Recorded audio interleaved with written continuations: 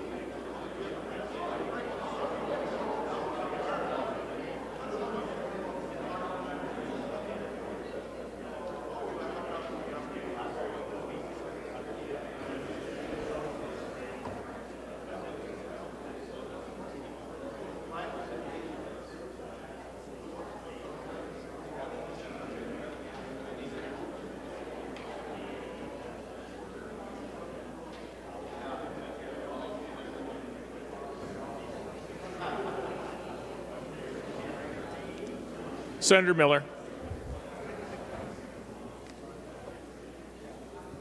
Thank you, Mr. President. I move that further proceedings under the roll call be dispensed with and the Sergeant at Arms be instructed to bring in the absent members. On that motion, all those in favor signify by saying aye. Those opposed, motion does prevail. Members, please stand for the prayer.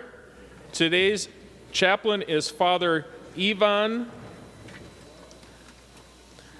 Shakumbatak, sorry if I mispronounced it, Father, of St. Constantine Ukrainian Catholic Church in Minneapolis. And following the prayer, please remain standing for the Pledge of Allegiance. Let us pray to the Lord. Lord, have mercy. Lord, we ask you to watch over the members of this governing body here today.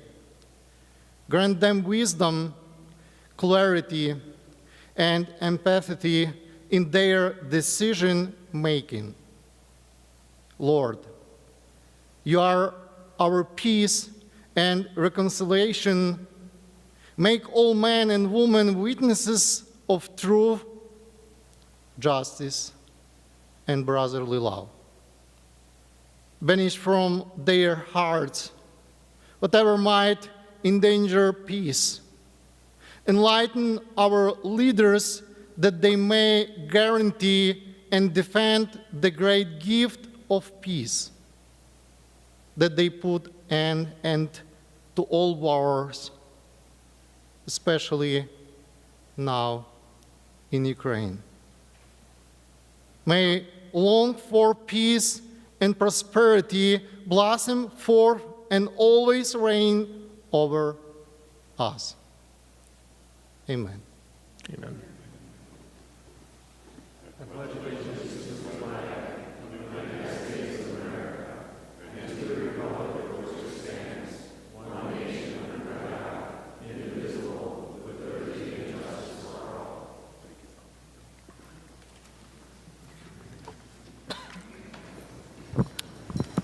The Secretary will take the roll. Senators Abler, Anderson, Bach, Benson, Bigham, Carlson, Chamberlain, Champion, Clausen, Coleman, Swazinski, Dahms, Dibble, Dornick, Draheim, Duckworth, Dietzick, Eakin, Eichhorn, Eakin, Fate, Friends, Gazelka, Goggin, Herr, Hoffman, Housley, Howe, Ingebrigtsen, Isaacson, Jasinski, Johnson, Johnson, Stewart, Kent, Kiffmeyer, Klein, Coran, Kunish, Lang, Latz, Limmer, Lopez, Franzen, Marty, Matthews, Miller, Murphy, Nelson, Newman, Newton, Osmic, Pappas, Port, Pratt, Putnam, Rarick, Rest, Rosen, Rude, Senjum, Thomasoni, Torres, Rayutke, Weber, Westrom, Uyghur, Wickland.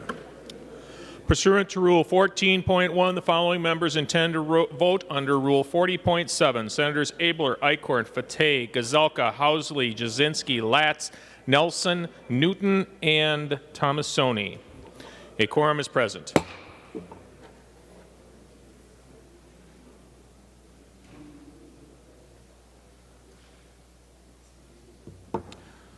First, moving to the third order of business, messages from the House. Secretary will read the messages. Mr. President, I have the honor to announce the passage by the House of the following House files herewith transmitted. House file numbers 2746 and 3420. Patrick D. Murphy, Chief Clerk, House of Representatives. No action is required. Moving to the fourth order of business, first reading of House bills. The House bills are given their first reading and referred as indicated. Next, the fifth order of business, reports of committees. Senator Miller.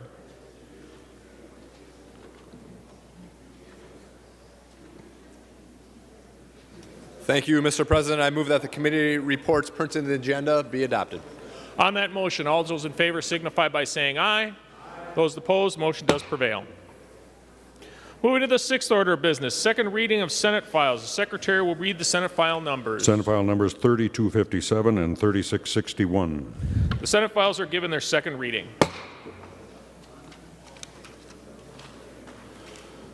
Moving to the eighth order of business, introduction and first reading of Senate bills. The bills on today's introduction calendar are given their first reading and referred to as indicated with the exception of page 2. Senate File 3947 is referred to the Committee on Civil Law Data Practices Policy. And on page 4, Senate File 3961 is referred to the Committee on Jobs and Economic Growth, Finance, and Policy.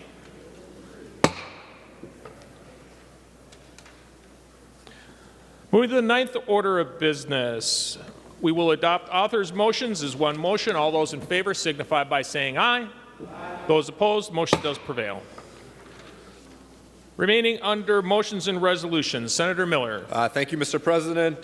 Pursuant to Rule 26, I designate the following bills made special orders for immediate consideration. Members, the list is on your desk. First bill on today's agenda is House File 3175, number 10 on general orders. Senator Howe. Thank you, Mr. President. House File 3175 is a cleanup bill for the townships. It deals with planning and zoning, and what it does is it deletes Chapter 366, and everything is in 366 is in Chapter 462. It gives a redirect in 366 to send those folks to 462. 462 is more updated. More townships use that than 366. So basically, this is just a cleanup language. There's no opposition. Everyone's been in favor of it, and I ask for your support. Discussion of the bill. Seeing no discussion, the Secretary will give House File 3175 its third reading. House File Number 3175, a bill for an act relating to local government. Third reading. Any further discussion? Seeing none, the Secretary will take the roll on House File 3175.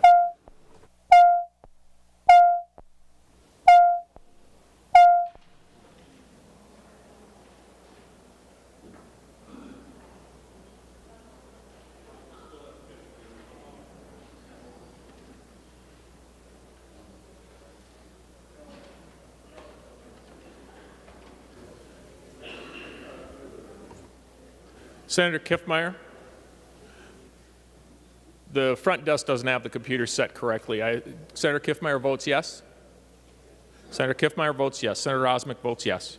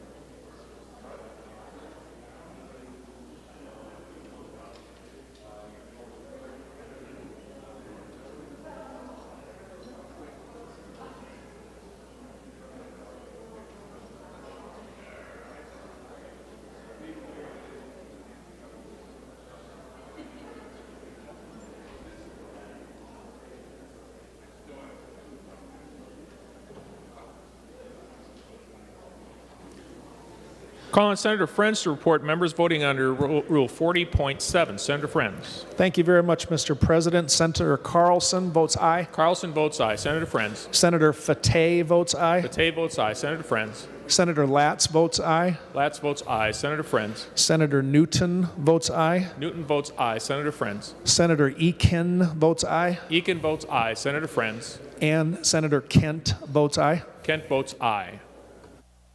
I call Senator Johnson to report members voting under Rule 40.7. Senator Johnson. Thank you, Mr. President. Senator Jasinski votes aye. Jasinski votes aye. Senator Johnson. Senator Gazelka votes aye. Gazelka votes aye. Senator Johnson. Senator Tomasoni votes aye. Tomasoni votes aye. Senator Johnson. Senator Abler votes aye. Abler votes aye. Senator Johnson. Senator Eichhorn votes aye. Eichhorn votes aye. Senator Johnson. Senator Housley votes aye. Housley votes aye. Senator Johnson. And Senator Nelson votes aye. Nelson votes aye.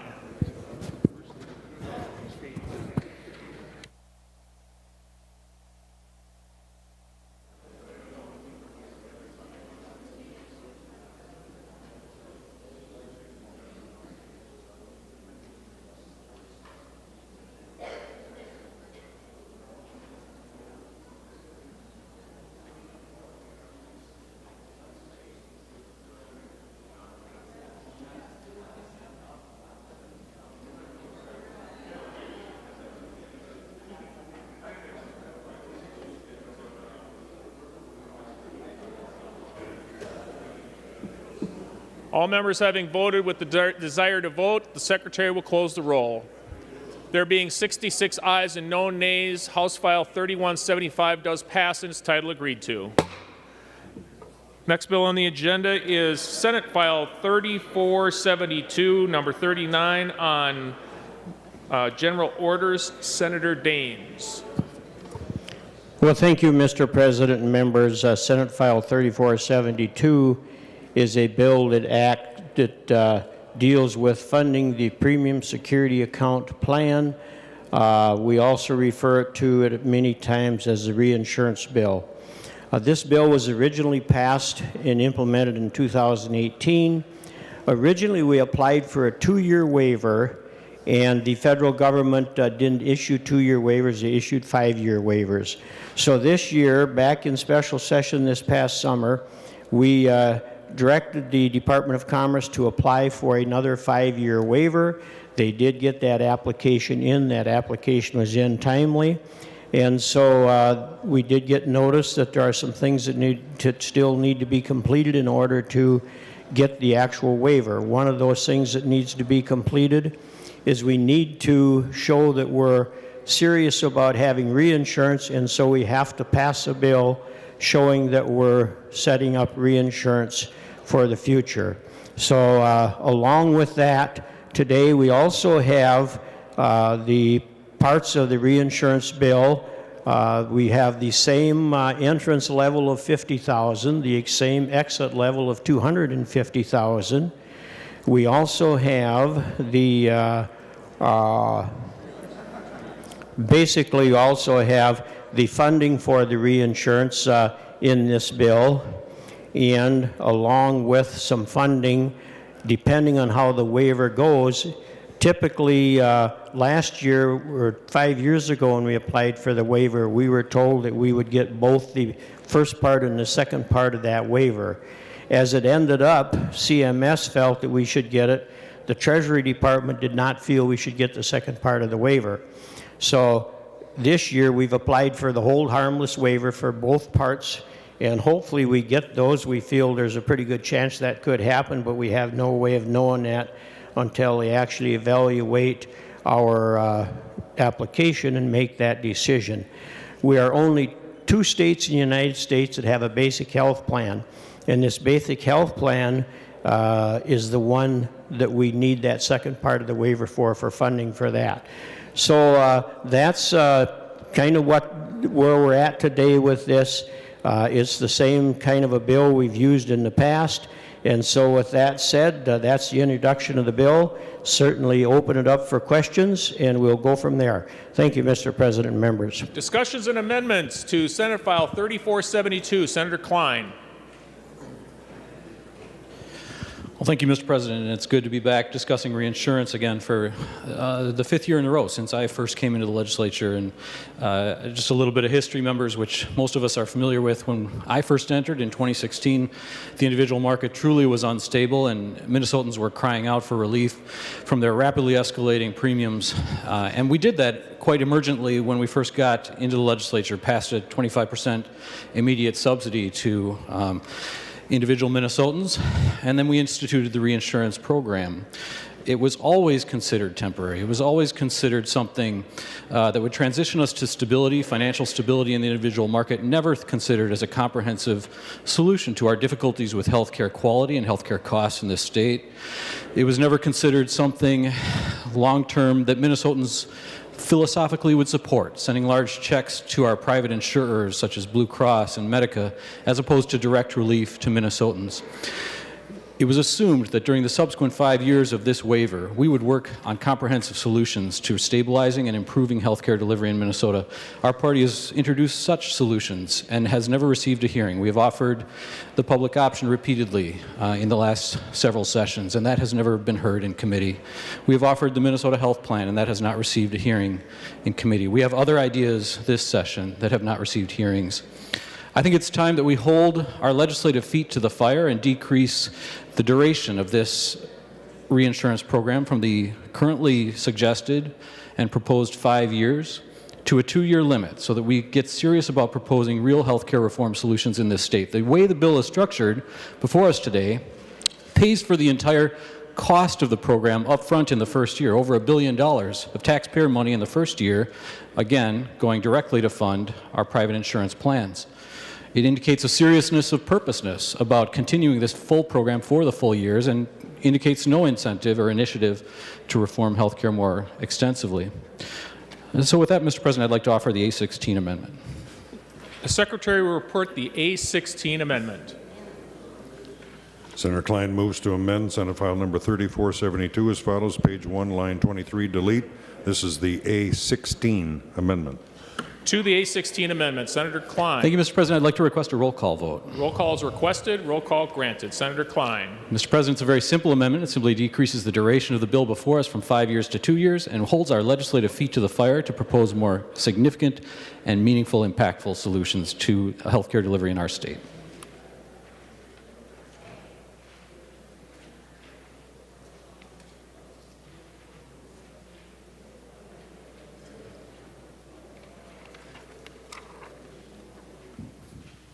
Senator Dahms. Well, thank you, Mr. President and members. Just want to go back a little bit and talk about how we got where we're at today. If you remember when I introduced my introduction of Senate File 3472, I talked about the first 2 years, and we applied for a 2-year waiver. There was a reason that we applied for a 2-year waiver at that time, because at that time, the federal government was looking at having a reinsurance program that they were going to do at the federal level, which would alleviate a lot of our problems. I think what happened is once they read the bill, they realized what kind of commitments they had made, and reinsurance was taken off the table. And so therefore, that forced states to come up with some ways to handle this. Minnesota chose to come up with the reinsurance program. That reinsurance program has had a lot of support, not only at the federal level. Our Senate delegation at the federal level have supported reinsurance. Many of our congressional delegates at the federal level have supported reinsurance. Many states have followed. We have 14 states that now have reinsurance, and it's my understanding a couple more states have now applied for waivers. And of those 14 states, many of those are applying for the re-waivers if their time period is up. The reason that we're going to 5 years this trip around is because we applied for a 5-year waiver. And we want to make sure that we have a process for making sure that people that are on the individual health plan know that they're going to have coverage. We talk about different things and different options. A lot of those have been looked at. And at the end of the day, what seems to work best is reinsurance. I am not going to support the A16 amendment, and members, I would request that you vote against the amendment and we stay with 5 years. Thank you, Mr. President and members. Senator Wickland. Thank you, Mr. President. I rise in support of Senator Klein's amendment. As he stated, when we first began this process, we were told that this was going to be a bridge to something, to possible other options, and we really need to put the serious work into finding that other option that is more focused on our Minnesotans and their needs for manageable healthcare costs. This solution does not provide that, and Senator Dahms mentioned that other states are using reinsurance, but other states have looked at other options for paying for it as well. They don't strictly commit state funds to the program. This fiscal note includes a over $1 billion transfer from the general fund. Other states use other processes to collect premiums from the insurers themselves who are benefiting from the program. And so I think that we should be relooking at other ways to solve our healthcare issues. And also at the federal level, it's, yes, that's one thing. The federal government has had reinsurance, or had during the early years of the ACA reinsurance program. It's something that should be looked at the federal level, but I think that is a separate consideration, and we should be looking at other options for our state. Thank you. Seeing no further discussion, the Secretary will take the roll on the A16 amendment.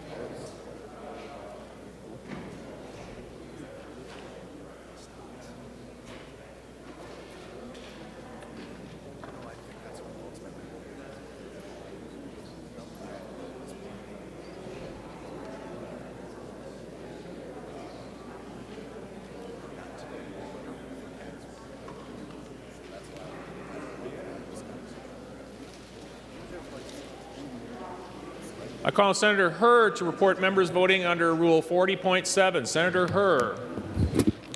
Thank you, Mr. President. I'd like to report aye for Senator Eakin. Eakin votes aye. Senator Herr.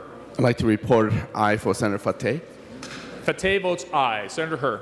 Aye for Senator Latz. Latz votes aye. Senator Herr. And aye for Senator Newton.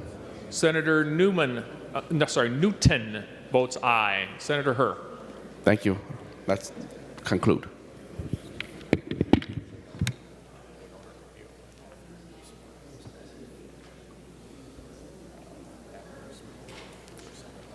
I call on Senator Johnson to report members voting under Rule 40.7. Senator Johnson. Thank you, Mr. President. Senator Jasinski votes no. Jasinski votes no. Senator Johnson. Senator Gazelka votes no. Gazelka votes no. Senator Johnson. Senator Tomasoni votes no. Tomasoni votes no. Senator Johnson. Senator Abler votes no. Abler votes no. All members having voted, the Secretary will close the roll. There being 31 ayes and 36 nays, the amendment is not adopted. Further discussion and amendments. Senator Wickland.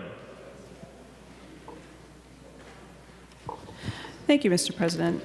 As I mentioned in my comments about Senator Klein's amendment, I wanted to bring up the fact that this bill, while it solves some problems for the premium increases that we were seeing in past years, it doesn't really address the driving and rising healthcare costs that we're seeing. And it doesn't also address how we might, as a state, get to better health outcomes. Neither of these are addressed by this bill. I was wondering if Senator Dahms would yield to a question. He will yield. Senator Wickland. Thank you.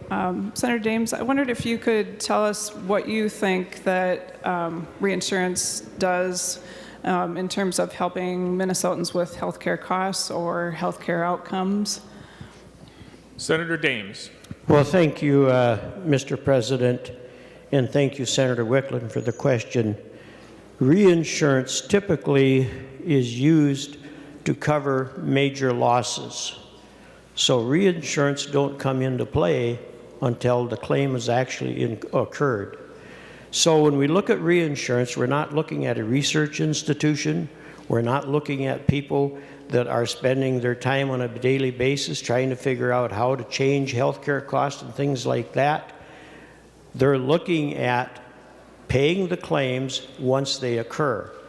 Also, if we want to ask what reinsurance is doing to drive down health costs and make healthcare costs cheaper, we can ask that for many organizations. We can ask what MNsure is doing to drive down healthcare costs.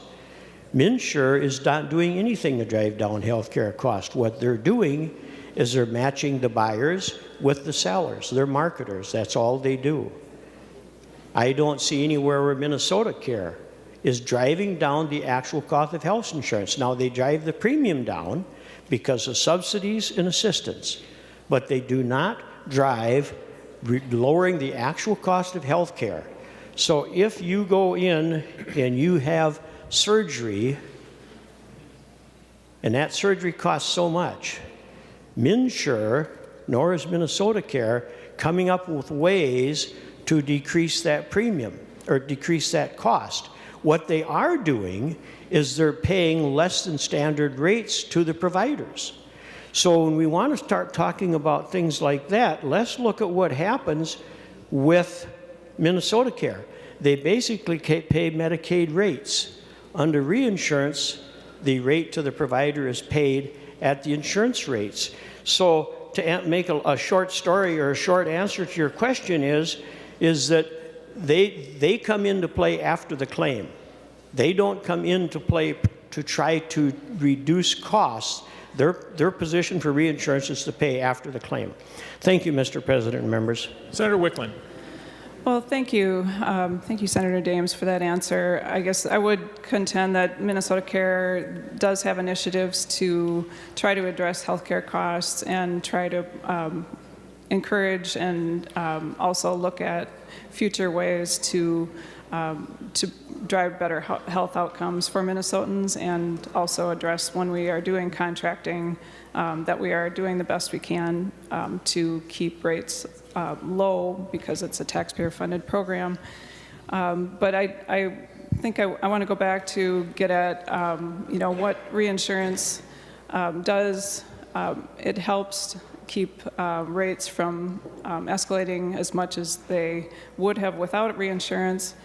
But when we look at premiums, that is just one factor affecting Minnesotans. Their out-of-pocket costs are escalating rapidly, and we have not done anything to try and assist in managing those costs. So I think that we have options. We have bills that are within the Senate to address out-of-pocket costs for patients who have chronic conditions. We have bills that would cap copays for patients. We have a number of initiatives that have been discussed in the past about how to address healthcare costs, and I think that we should be tying some of the responsibility for doing this, since we are spending over $1 billion of taxpayer money on the program. We should be tying some requirements to have the health plans assist in driving better health outcomes and reducing costs. For example, what if we asked plans to use some of the data that's collected about the different premium or different payouts that are made through the premium security plan. We have data on the most common conditions that are included in that 50,000 to 250,000 range. And they are chronic conditions like diabetes and health conditions, heart conditions and cancer. What if we were to put in some language that required the health plans to do more to understand the data and help us determine some better courses of action? So I think that's one point I'd like to make. Also, I'm concerned that this bill will have a negative impact on our Minnesota health plan, our Minnesota Care plan. Because of the way the bill is structured, it's not actually replenishing money that we will not be taking in from the federal government. There is, as Senator Dahms mentioned, a transfer of money from the Healthcare Access Fund that is stated as covering some of that cost. It's a transfer to DHS, but that money is not being replenished. And so, Mr. President, I'd like to offer the A21 amendment. The Secretary will report the A21 amendment. Senator Wickland moves to amend Senate File Number 3472 as follows, page 4 after line 4, insert. This is the A21 amendment. To the A21 amendment, Senator Wickland. Yes, Mr. President, what this amendment would do is transfer $600 million from the general fund to the Healthcare Access Fund to offset appropriations that are made for Minnesota Care resulting from federal revenue reduction due to an extension of the reinsurance program. This would be effective only if the waiver request comes back saying that the federal government hasn't agreed to the terms that we've requested. As Senator Dahms mentioned, we've requested that Minnesota be held harmless for the basic health plan consequences, but we don't have that information, whether they are going to agree to that or not. So this would allow us to actually fund what is needed for Minnesota Care and thus prevent us from using additional funds from the Basic Health Plan Trust Fund and also drawing down the Healthcare Access Fund to unsustainable levels. So that's what the amendment does. Thank you. Senator Dahms. Well, thank you, Mr. President, and thank you, Senator Wiklund, for your comments. And I would stand against this amendment, and I want to explain a few reasons why. Number one is the Healthcare Access Fund is exactly what it says, Healthcare Access Fund. This bill is about reinsurance, which is helping with healthcare access. But let's move beyond that. The Healthcare Access Fund, as projected, will not be in harm's way. Every way along the step, the Healthcare Access Fund has the opportunity or the ability to pay whatever that loss waiver piece will be. Now, if the waiver goes through, there will be no money taken out of the Healthcare Access Fund. If the waiver does not go through, then there will be money taken out of the Healthcare Access Fund. Let me remind you, just in the last budget change, the last budget projection, the Healthcare Access Fund picked up another $85 million. So when they went through, if you look at the fiscal note, basically the Healthcare Access Fund has the ability to pay that. Therefore, I would stand against this amendment and urge a vote against it. Thank you. Further discussion to the 821 amendment. Senator Wiklund. Thank you, Mr. President. What I would like to point out, however, is that while there is enough funding in the Healthcare Access Fund right now, projections show that as of fiscal year 25, the balance will be about $260 million in the Healthcare Access Fund, with a structural deficit of $38.89 million. This current bill would cause us to allocate an additional $287 million, which is going to be more than what that projected balance is.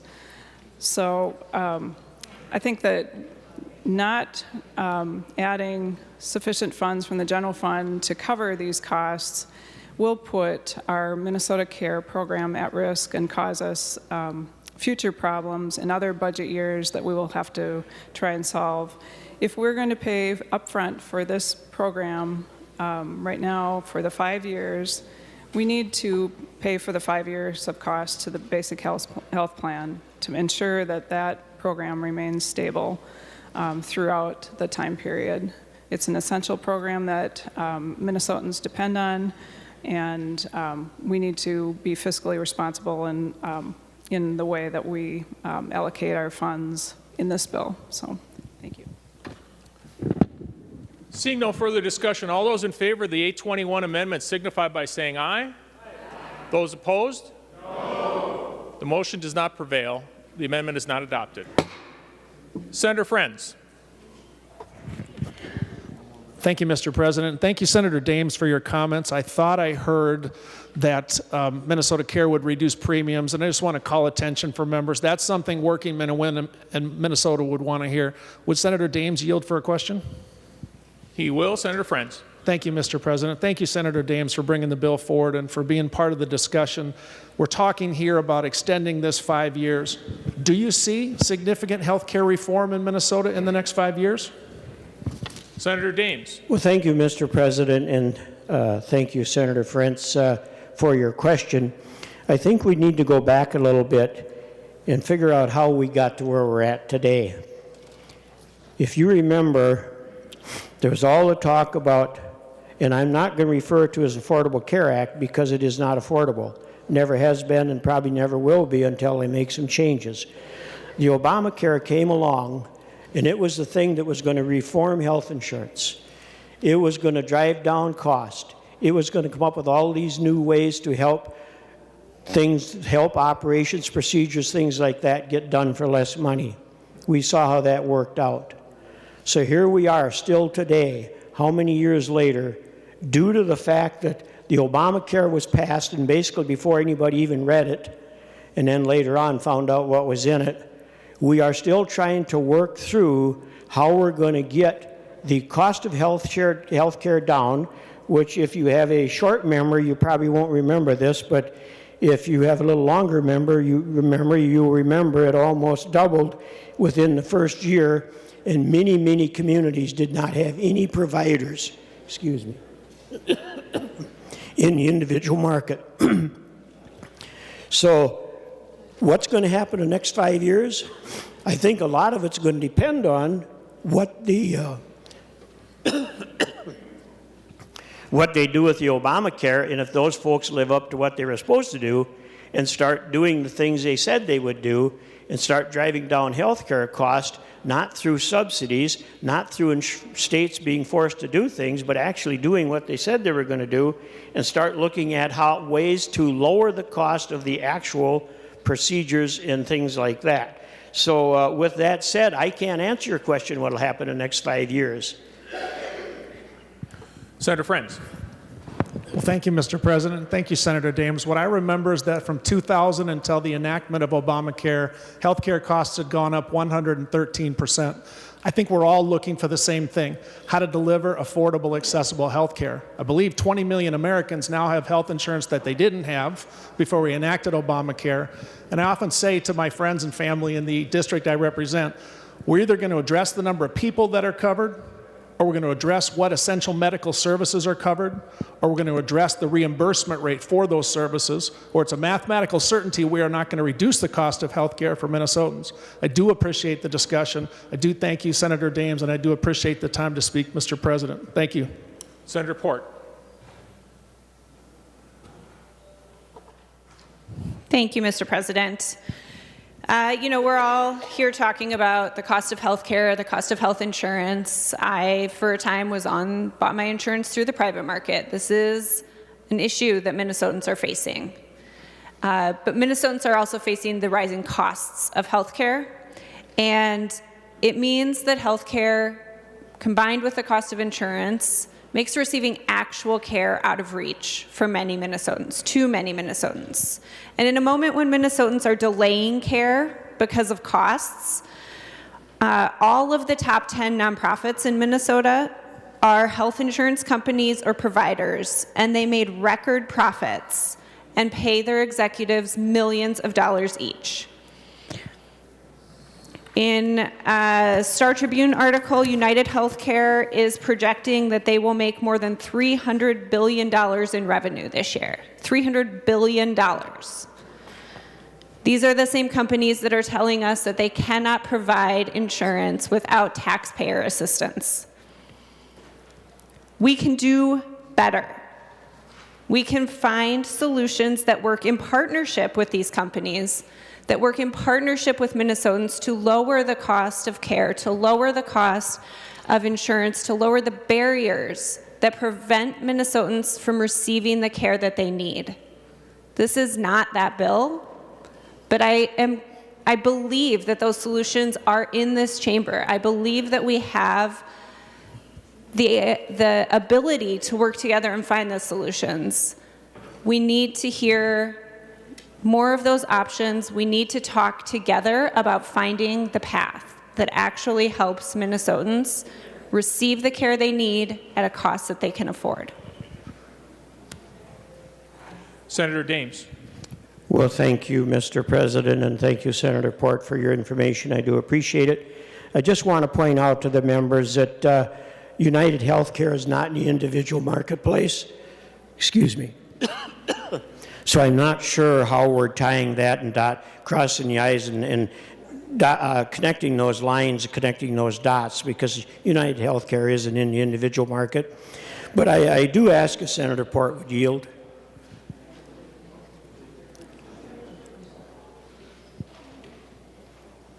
Senator Port will yield. Senator Dahms. Well, thank you, Mr. President and Senator Port.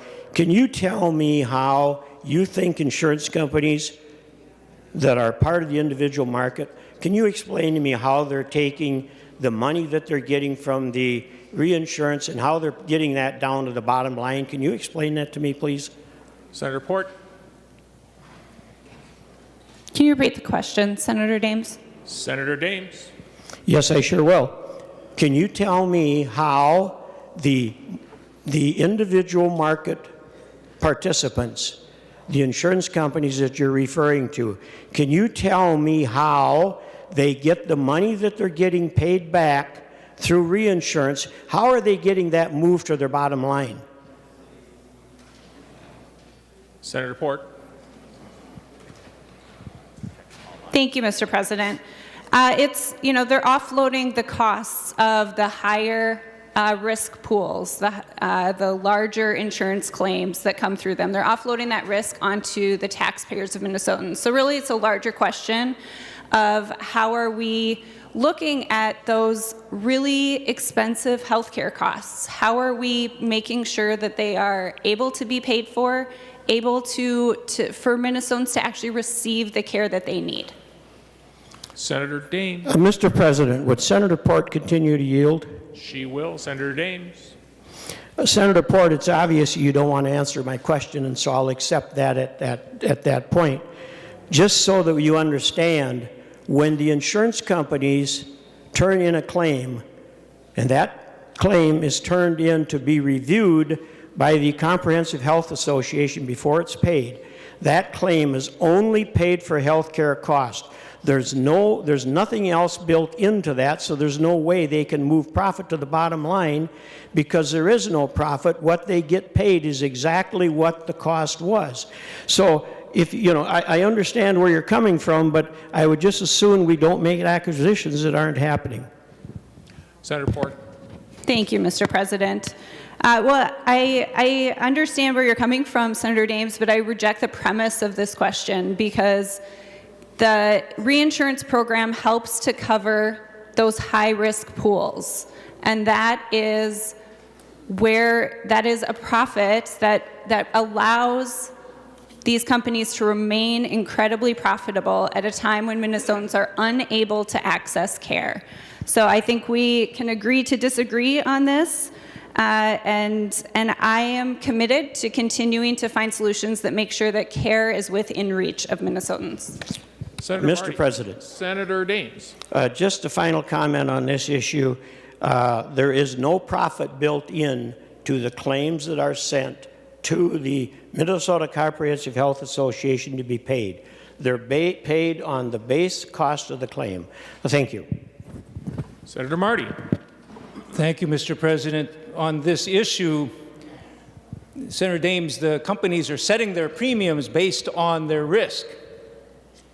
They set the rates, they set the amount, they set their executive compensation, and as far as I know, every one of the insurance companies that's getting our money here has CEOs paid in the well over $1 million range. They set the profits, their income there based on what the claims are going to be, and then we're going to reinsure the insurance companies, which gets to the bottom line problem that we have a system where they tell us how much they're going to pay, how much they're going to charge for it. They set the premiums, and then we give them money, and we hope you'll bring it down. I think there's got to be a better way. If we're going to subsidize the insurance premiums, why don't we subsidize the people directly who are paying them instead of subsidizing the insurance companies?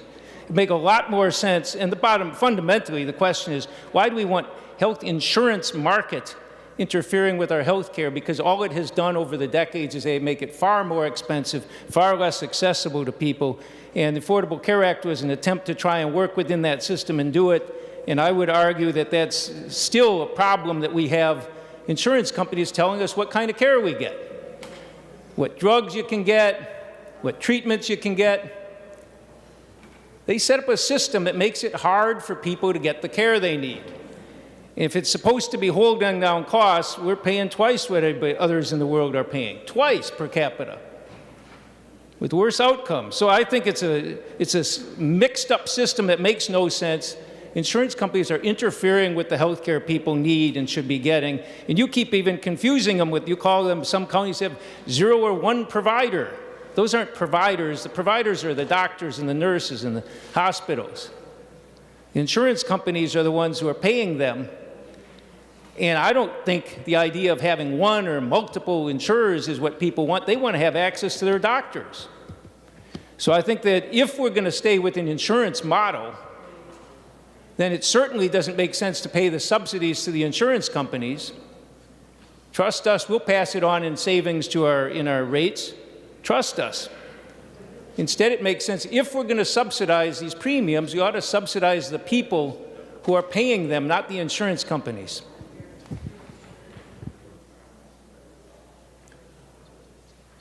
Seeing no further discussion, the Secretary will give Senator Klein.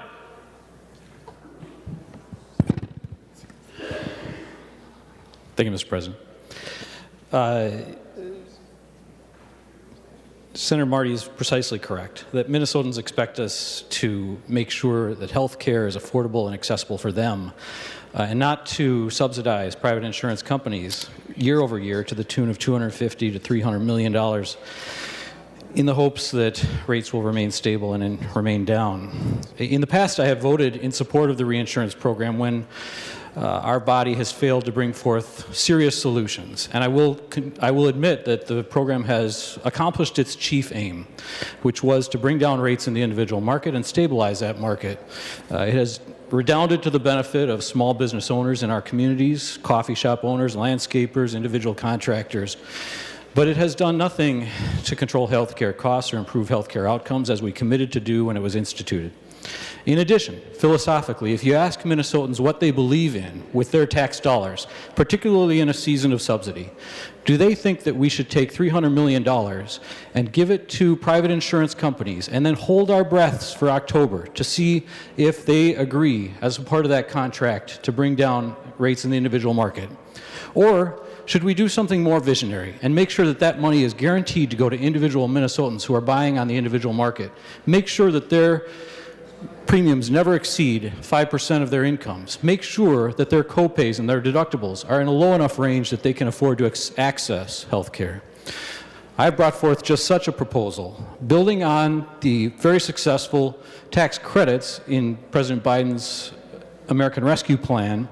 This would extend those tax credits at a state level here in Minnesota. And Mr. President, before I speak further on that, I would like to offer the A19 amendment. The Secretary will report the A19 amendment. Senator Klein moves to amend Senate File Number 3472 as follows. Delete everything after the enacting clause and insert. This is the A19 amendment. To the A19 amendment, Senator Klein. Thank you, Mr. President. What this amendment does is it guarantees that everyone within the state of Minnesota who purchases a health insurance plan on the individual market will never pay more than 5% of their income in premiums. Furthermore, it uses general funds to do cost-sharing reductions, meaning that everyone in the state of Minnesota who has an individual market plan will have affordable copays and affordable deductibles so that they can access the health care they need. It is guaranteed in the form of advanced premium tax credits, which come to the consumer before they are required to pay their taxes. Mr. President, again, if you ask the average Minnesotan, should we give $250 to $300 million to our private insurers each year and then hold our breaths waiting for October to see if rates are stable or come down? Should we do that? Or should we give just about that same amount of money to you as an individual taxpayer purchasing on the market to make sure that your copays are low, that you can afford your premiums, that your deductibles are low, that you can see your doctor? I'm pretty sure all Minnesotans would support this tax credit plan, and I urge a yes vote and request a roll call. Roll call requested. Roll call is granted. Senator Benson. Mr. President, point of order under 35.2, subparagraph 1, A delete everything amendment would by definition relate to a substantially different purpose, and while I do not have a copy of this amendment, I've been told that it is a delete everything amendment. And Senator Benson, you are pointing to germaneness of the amendment. Mr. President, yes, germaneness of the amendment. If it deletes everything, it is by definition not germane to the underlying bill. Discussion to and advice to the President on point of germaneness. Senator Klein. Well, thank you, Mr. President, and thank you, Senator Benson. I certainly wish that you and I could have heard this bill together in committee where germaneness would not have been an issue and where we could have done the good work for the people of Minnesota to explore this at a committee level as it should be done. I don't really agree with the philosophy that a delete everything amendment is substantially different in purpose and intent than the original bill, but I defer to your wisdom, Mr. President, and urge you to support the amendment. Senator Marty, further advice. Thank you, Mr. President. Advice. We've never before used the delete everything as proof that a bill is a substantially different subject. The point of the bill, according to Senator Dahms, is to bring down the cost for people buying health insurance in the individual market. The point of Senator Klein's bill is to bring down costs of individuals buying premiums through the individual market. It's the same purpose, it's a different way of going about it, which is exactly what the point of amendments are. This is exactly germane. We've always used it that we're trying to talk about because the germaneness test requires it to be of the same or similar purpose and intent. And this is. It's exactly the same purpose. But Senator Benson, you may not like the approach Senator Klein's taking, where instead of paying the insurance companies, he's paying it to the people who pay the premiums. You might not agree with that approach. You may prefer to do the first one. But they're both the same intent. Both the authors, Senator Klein and Senator Dahms, claimed the point of it was to bring down premiums. So Senator Klein's amendment is perfectly germane. Further points of advice to the President, Senator Dibble. Thank you, Mr. President.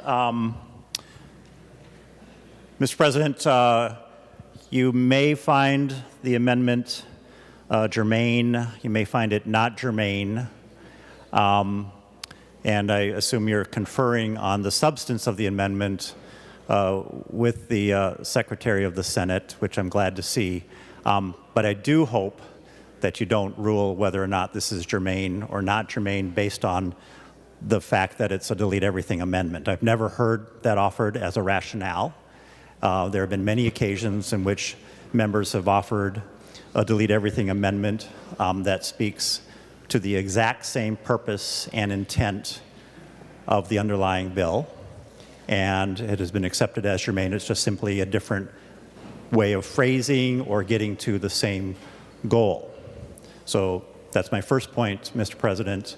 The fact that it's a delete everything amendment has absolutely nothing to do with whether or not the amendment is germane. So please don't take that as sound advice or a sound argument from Senator Benson. And then I'll just reiterate the point that Senator Marty just made. If you listen to Senator Dahms' rationale for his bill, is to guard against spikes in premium costs to protect consumers from the exposure to risk. Senator Klein proposes to do the same thing to protect consumers from exposure to spikes in premium increases, just simply goes about it in a different way. Thank you, Mr. President.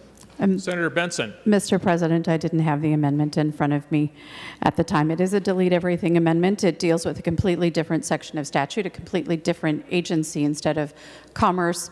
It relies, I believe, nearly exclusively on MNsure as I'm looking through the amendment. Additionally, this doesn't cover the entire individual market.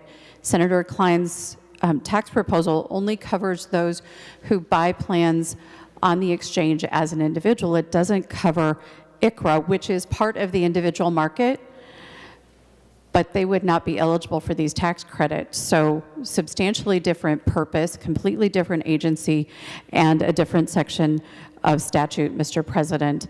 And so takes everything that was the structure that Senator Dahms had to accomplish his goal and eliminates it, and then leaves out an entire part of the market that Senator Dahms plans to address with his language.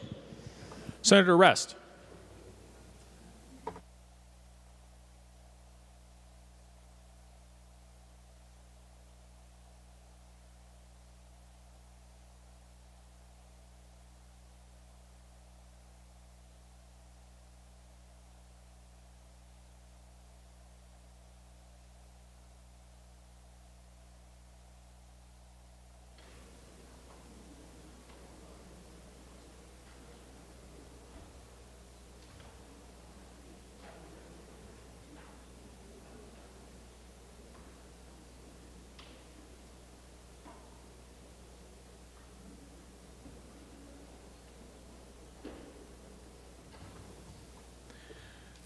After listening to the advice, the president does rule that the point of germaneness is well taken. The amendment is out of order. Senator Marty. Mr. President, because of the fact that I think the purpose and intent are the same, pursuant to Rule 14.4, I challenge the germaneness.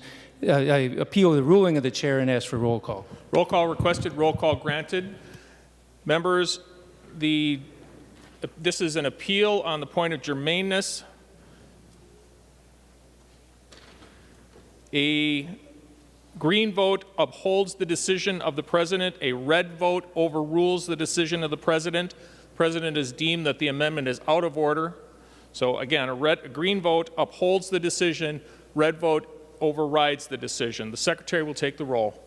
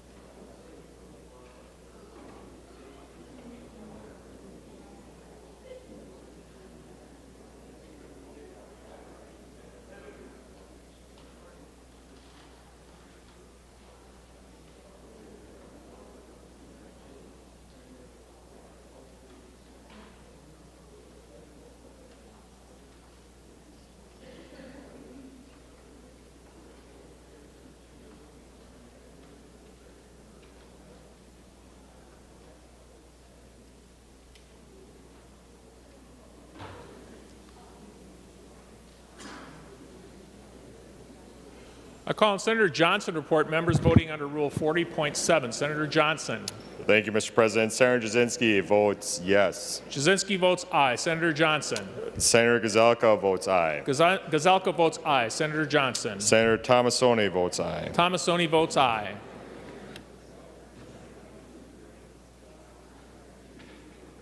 I call on Senator Herr to report members voting under Rule 40.7. Senator Herr. Thank you, Mr. President. I report nay for Eaton. Eaton votes no. Senator Herr.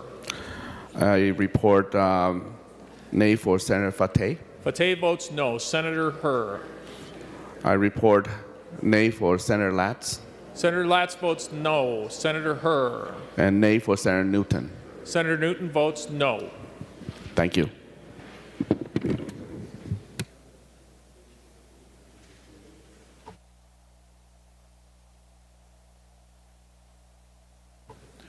All members having voted who have the desire to vote, the Secretary will close the roll.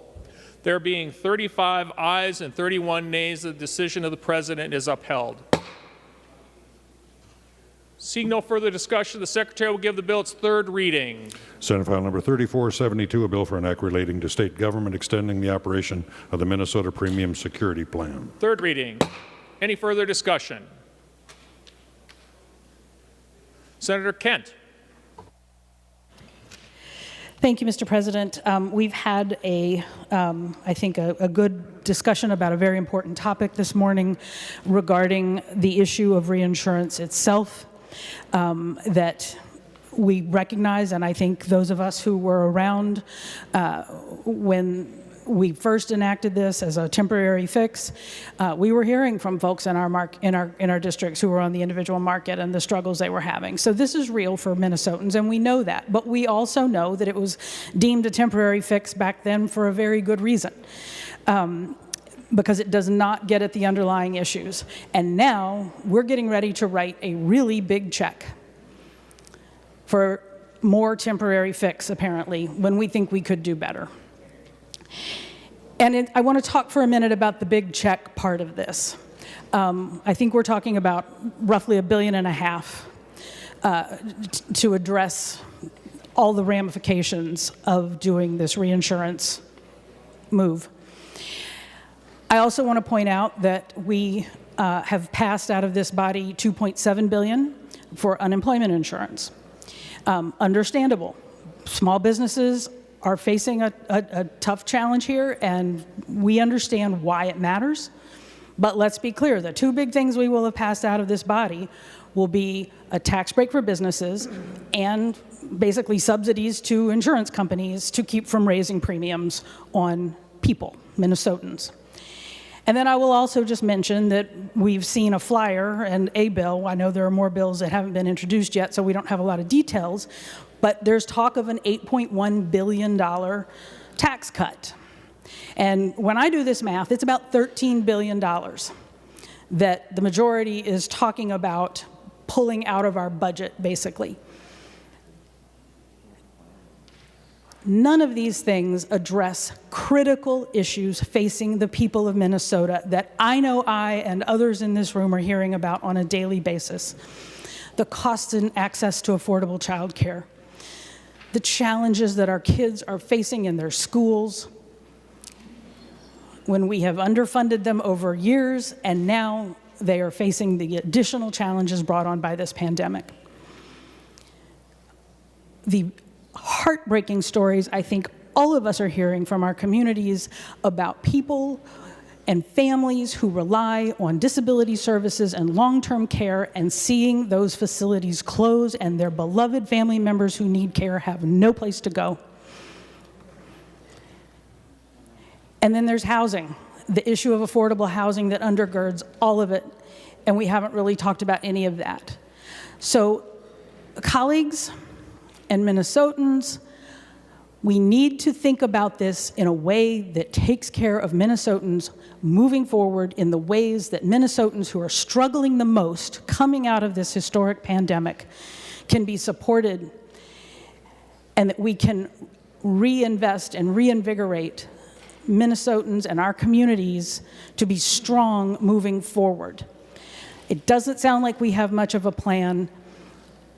We asked about this in finance the other day. I'm still not sure how this is going to play out over the rest of the session, but there are Minnesotans who are hurting, and we need to be thoughtful and careful and planful in how we solve those needs, and we need to make sure that our priorities are in the right place and helping those who need it most. Thank you, Mr. President. Senator Abler. Thank you, Mr. President. Are we on third reading or? Okay, good.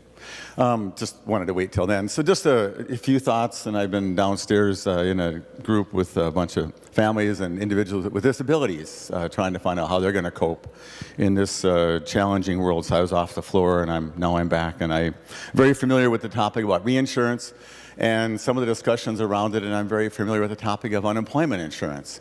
And you know, it's easy to say, oh, look at how you help big business, look how you're helping the insurance companies. And I don't know if you know me, I'm not a big fan of the insurance companies, but they're kind of part of the necessary part of Minnesota life. But this bill here, and we've discussed this, it's almost like deja vu. I don't know why we could have just done a few more years of this before, but the people being helped by this aren't really the big insurance companies. They're families. They're individuals who actually work in a hardware store, employed by an owner of a hardware store, and this is how they get their insurance. And this is how the owner is able to provide the services to the community. And most of those folks aren't really rich. They're just making it by. And when the Affordable Care Act came upon them, their insurance went from $6,000 a year to $20,000 a year, maybe even $30,000, and they didn't even know what happened to them. The doctors they used to be able to have got carved out of networks, and they're like totally spinning their heads around, trying to make sure that their child has access to the health care that we all get to take for granted.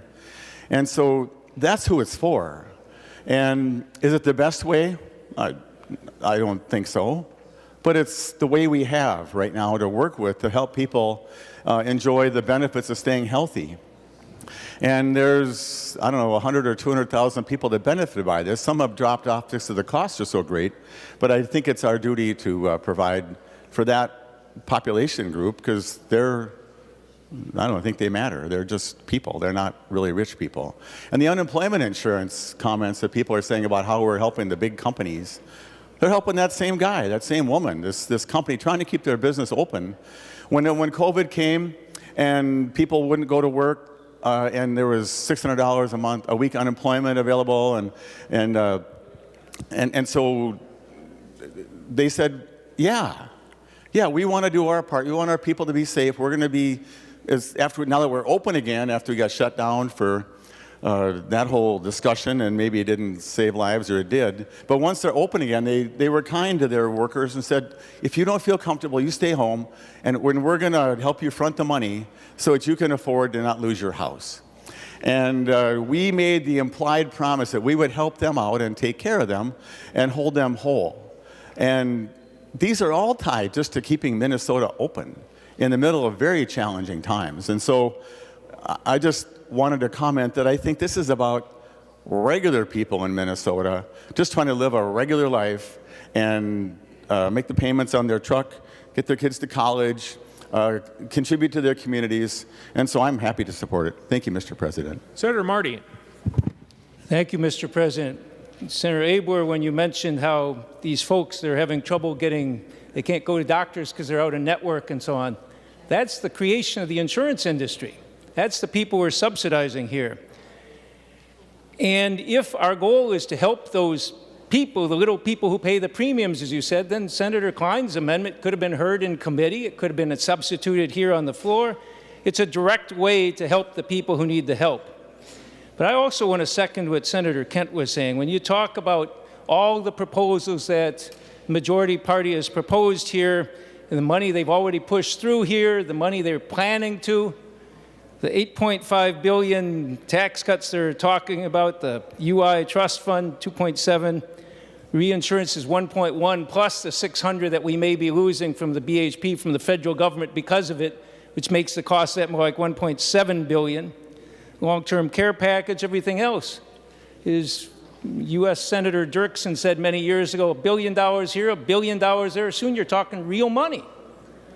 I think we're up $13 billion, as Senator Kent pointed out. $13 billion. Where are the budget targets? Where's the plan? Where's the anything else? Oh, we got this idea. Let's put money into that. It just seems pretty irresponsible way to do it because, as Senator Kent pointed out, there's nothing yet. Nothing in here after that $13 billion. Nothing for education. Nothing for child care.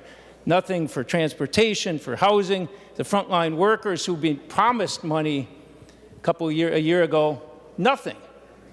So my only point is what Senator Kent said about $13 billion. That's a lot of money when we haven't even talked about these other things that we need to address. I urge us to vote against this bill and to start talking about a responsible budget. Senator Nelson. Well, thank you, Mr. President. I just wanted to correct some information that was incorrect on the Senate floor, and I think it's important that members are aware, and I think it's important that the public is aware. The senator from Woodbury said that schools have been traditionally underfunded. I do want members to know, we'll be glad to send out the graphs, that schools have exceeded the CPI in funding significantly for over 10 years, 15 years. So that is just not true to say that school funding has not kept up with the cost of inflation. Now, that's not to say there aren't needs. I just want to know the real issue is declining enrollment. And again, we can show the numbers. We don't have as many kids, and we pay by kids. I'll be glad to talk about the taxation issue, and just note that the taxation issues affect those with disabilities. That will not be taxation on Social Security disability income as well. Those were two things that were mentioned. And then the last thing I'll just throw out here, I just can't sit quiet. We're all concerned about child care, and I know that was one of the concerns brought up on the floor here. Members, we appropriated $22.5 million last year for child care, revitalization. To date, not a one of those dollars has been appropriated. So I suggest we work on what is before us and make sure that the facts are accurate as they come to the Senate floor. Senator Benson. Thank you, Mr. President, and I rise to support the Dahms bill, Senate File 3472. Yes, we've been on the reinsurance journey for a long time. If you remember, we had a market stability tool before the Affordable Care Act went into place. It gave access to people who might otherwise have difficulty buying plans on the individual market. And then we did enact a subsidy when rates went through the roof in 2016, but we also put reinsurance in place to help bring rates down because this market was sort of abandoned after federal reinsurance went away. So if you have a large employer-sponsored plan, you're covered by ERISA. You have a lot of flexibility, but the individual market in Minnesota has a lot of mandated coverages. And we can have a debate about mandates another day and the cost that that could bring into the market for the benefit of Minnesotans. Cost-benefit analysis on mandates might be a really good idea for this legislature to look at, and we do have some of that going forward. But keep in mind, employer plans don't have that level of mandate. So they get more flexibility in their pricing and in their networking.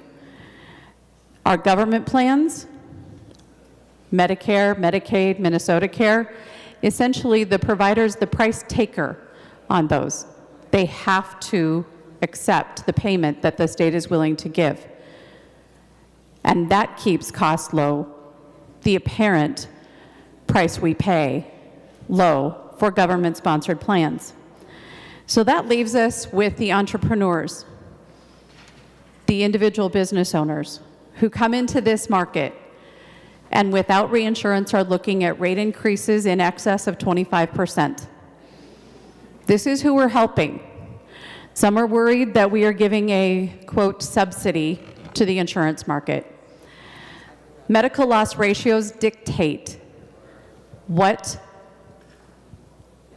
the insurance companies have to provide in actual payments of claims versus premiums. And there's a Commerce report that comes out.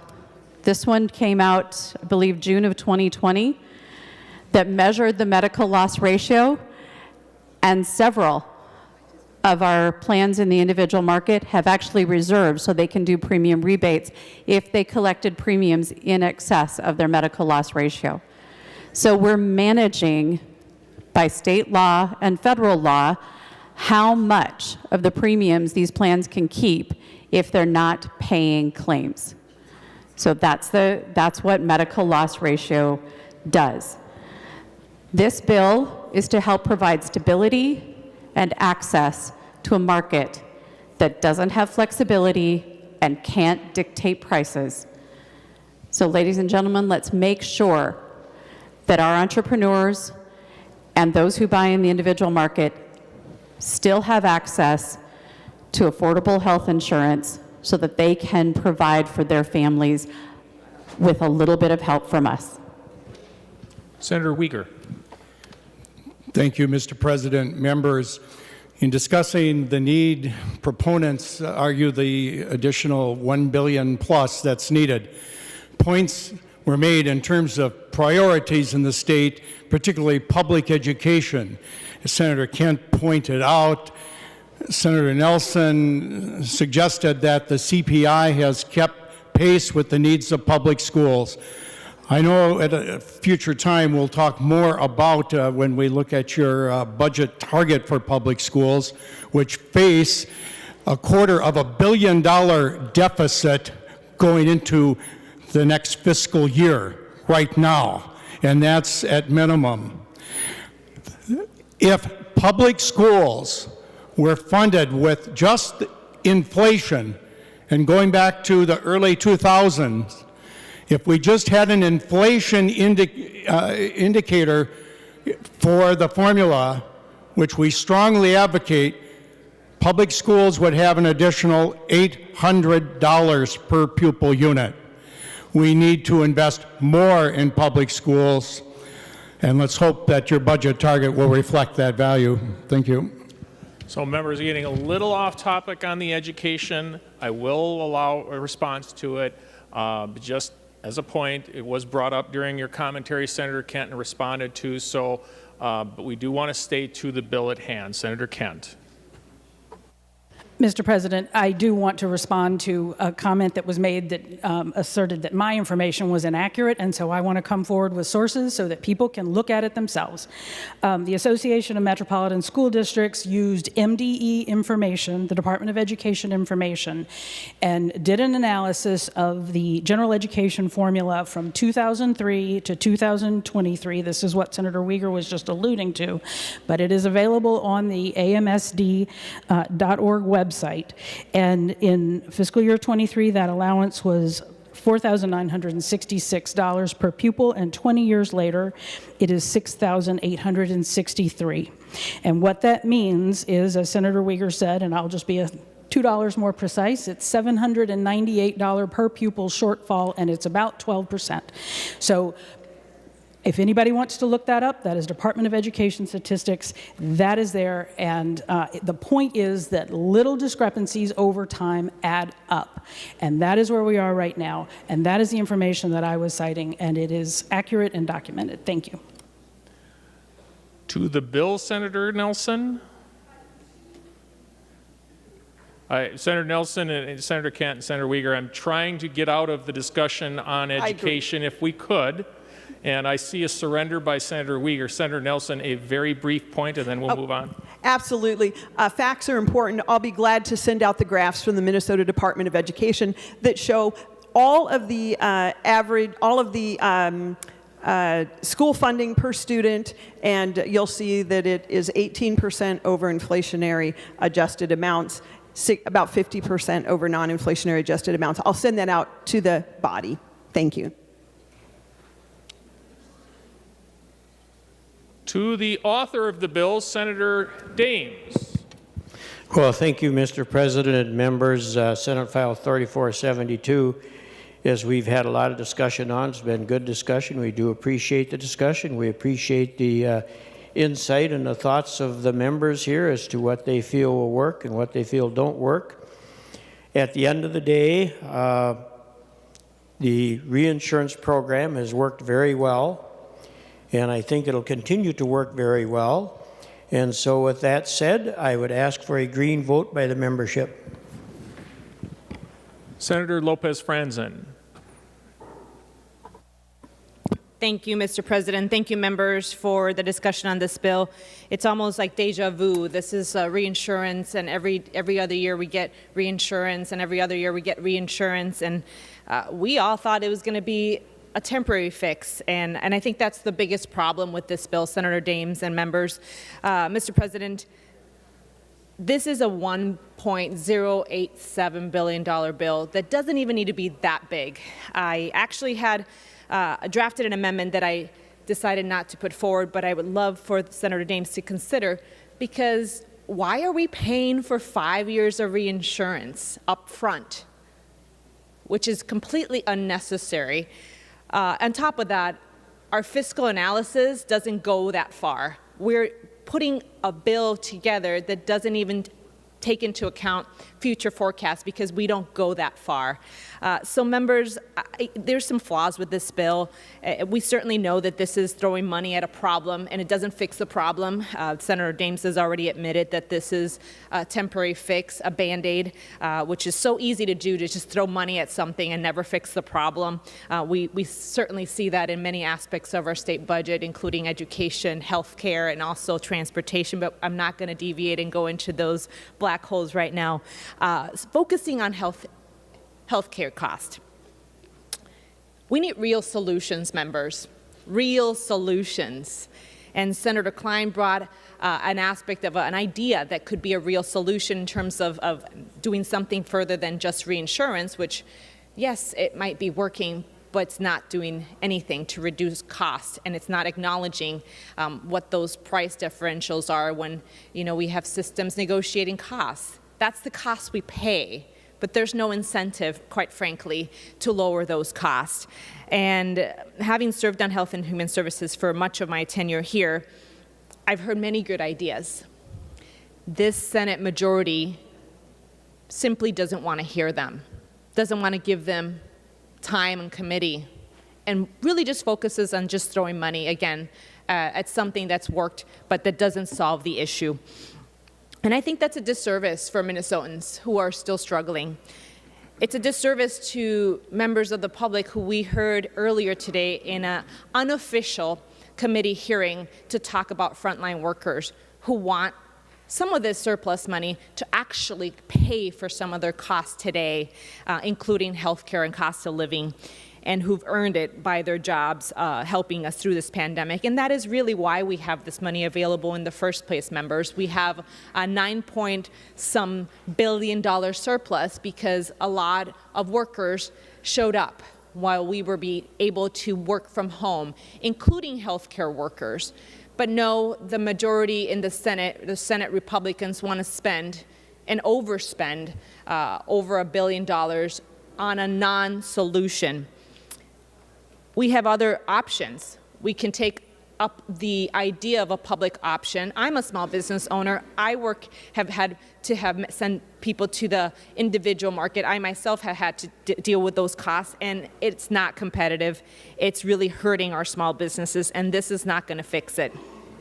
So members, we could pay as we go, not to have to fund a 5-year bill. It's unnecessary. Again, these are estimated costs. We will have to come back and fix them because we cannot estimate, the further years. I would suggest that we shrink this bill, that we live within our means and pay what we know. So members, I would suggest that maybe if this bill does go to conference, that you take a look at that, and I'd be happy to share the spreadsheets of what that looks like. And finally, again, this bill does not address high deductible plans. It does not address 30% of Minnesotans who don't even seek care, who have deferred care because of the cost of health care. It does not address uninsured Minnesotans, and it does not address prescription drug prices, which is a huge part of the health care cost.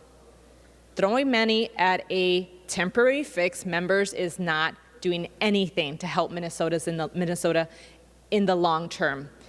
And I am voting no for this bill, obviously, for what I've stated, but I would hope that members take this job seriously to fix health care cost. Stop blaming previous administrations and presidents and, blame ourselves for not doing the heavy lifting and the jobs and the work that we were elected to do. So members, I encourage a red vote. We could do better. We don't need to spend $1 billion on a Band-Aid. And members, I encourage you to help bring solutions to the Senate floor for debate and not keep ignoring them. Thank you. Senator Miller. Thank you, Mr. President. Members, gas prices are on the rise. Heating costs are on the rise. Grocery prices are on the rise. Virtually every cost of goods and services that people consume are on the rise. And the last thing Minnesotans need right now is a significant increase in their health insurance premiums. As we continue to see record rates of inflation eating away at family budgets, reinsurance is a proven way to stabilize the health insurance market, provide access to Minnesotans, and keep rates down. Members, by passing this proposal, we will help prevent significant increases in health insurance premiums when people need it most. I urge a yes vote. The Secretary will take the roll on final passage of Senate File 3472.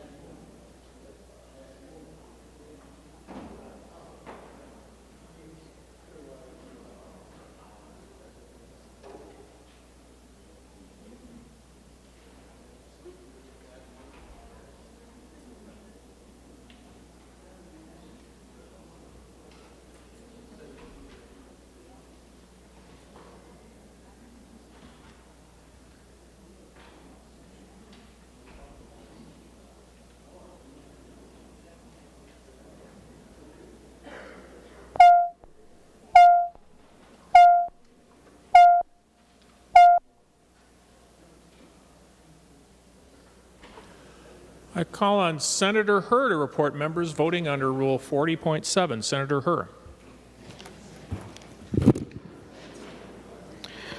Mr. President, I'd like to report nay for Senator Eakin. Eakin votes nay. Senator Herr. Nay for Senator Fateh. Fateh votes nay. Senator Herr. Nay for Senator Latz. Latz votes nay. Senator Herr. Nay for Senator Newton. Newton votes nay. Thank you. Call on Senator Johnson to report members voting under Rule 40.7. Senator Johnson. Thank you, Mr. President. Senator Jasinski votes aye. Jasinski votes aye. Senator Johnson. Senator Gazelka votes aye. Gazelka votes aye. Senator Johnson. And Senator Tomasoni votes aye. Tomasoni votes aye. All members having voted with the desire to vote, the Secretary will close the roll. There being 41 ayes and 25 nays, Senate File 3472 does pass and its title agreed to. Final bill on today's special orders is House File 3035, number 34 on general orders. Before we go to Senator Dibble, we will go to Senator Ann Johnson Stewart. Thank you, Mr. President. Pursuant to Senate Rule 41.2, I move that I be excused from voting on all questions pertaining to House File 3055. Thank you. To that motion, all those in favor of the motion signify by saying aye. Those opposed, motion does prevail. Senator Dibble. Thank you, Mr. President and members. I'm here to present House File 3035 with the language of my Senate File 2676. Mr. President, members, House File 3035 would require that the Legislative Auditor conduct a special review or a program evaluation on Southwest Light Rail Transit, also known as the Green Line extension. Mr. President, last year it came to light that the Met Council was going to require Hennepin County to provide an additional $200 million to replace contingency funds which were going to be depleted. It soon became clear that that additional $200 million was going to be expended as well. At the same time, there started to be an indication that serious concerns were being raised by an independent third-party expert about the management and oversight of the construction project, whether change items were being priced appropriately, what the actual implications for schedule impacts were for those change items, and whether those schedule changes were being priced accurately. And perhaps most concerning, Mr. President, there was concern expressed about the quality of the construction itself. So at that time, my legislative partner in the other body, we asked the legislative auditor to conduct a special review immediately. The auditor did undertake a preliminary process of gathering information and indeed did verify that substantial and serious concerns were being raised by the civil engineering firm that had been hired as required by the Federal Transit Administration, and they're hired to provide an independent analysis of these matters. And they were so concerned about these issues that they raised and the Met Council's disregard for them that they now require a disclaimer to be placed on all documents that go forward to the decision makers that those recommendations are not reflective of their professional judgment and advice. And they do this, Mr. President, in order to protect their professional reputation and their exposure to legal liability. However, unfortunately, the legislative auditor informed us that an inquiry of this nature would be too large for them to tackle at that moment. And so we had the thought of drafting a bill to outline what we thought might be useful to investigate in order to create, and a bill in order to create greater discussion and greater awareness of these concerns among the public and certainly among the legislature. Since those developments last summer, we now know that an additional $700 million or so will be required of Hennepin County, bringing the project up to $2.75 billion. And the project will be delayed for another 3 or 4 years. And since then, we have seen that some large condo towers that are adjacent to this construction project, as well as a warehouse, have experienced cracking and flooding. I'll just note parenthetically, Mr. President, these were some impacts that were forewarned and disregarded by the Met Council. I know that because I was a part of the effort to forewarn the Met Council that those condo towers were probably at risk. So to the bill itself, we weren't sure that the legislative route was the best, given that there is a process of commissioning a program evaluations. But in conversation with the auditor, the audit commission, colleagues on both sides of the aisle on a bipartisan basis, it was agreed that this was a unique instance, especially in light of these more recent developments. So, Mr. President, what Senate File 2676 or House File 3035 does very quickly is it does require a program evaluation or a special review, but it leaves a number of the key details in the design of the inquiry to the legislative auditor in conversation with the audit commission. It suggests a number of overarching themes, which you see in paragraph B, as well as a number of specific areas of concern that the auditor might look into. The auditor does inform us that a number of those specific items, the enumeration of about 17 items that you find as a part of paragraph C, are already being looked into as part of a number of different smaller special reviews, and we will receive information on those topics on an ongoing basis before a final program evaluation would be turned in, which takes about a year. It provides some protections for those who would want to cooperate with the investigation, would feel exposed and at risk if they were to do so. And it also provides an appropriation of $200,000, and that's authorized should the OLA, the Office of the Legislative Auditor, feel like they need to bring in experts on public works construction. Finally, not really pertaining to the audit itself, but in the spirit of knowing more about the project, information about the project on a timely basis, if you look at section